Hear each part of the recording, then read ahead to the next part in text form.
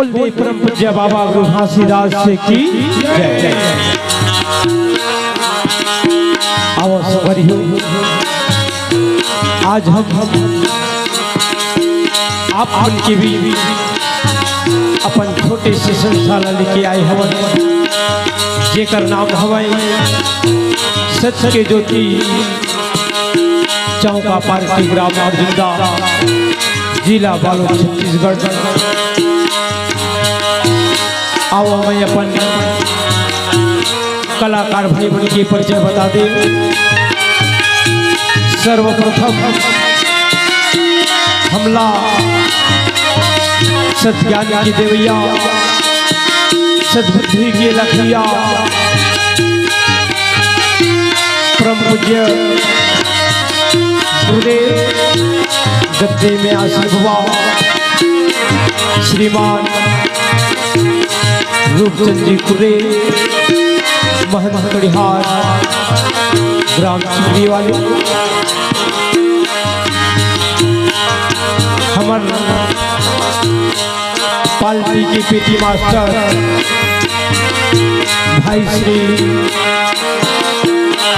नारायण प्रसाद जी संतैया ग्राम नहर बकरी से, तबला के आप देवैया भाई श्री देवेंद्र कुमार जी पुरे ग्राम अर्जुंदा से, बेंजो के झनकार देवैया किस्म किस्म के धुन के सुनिया भाई श्री नीलकमल जी संतैया ग्राम नहर बकरी से, हमारे पार्टी के झुमका मास्टर एवं रागी के भूमिका महावाय भाई श्री भोजराज जी बघेल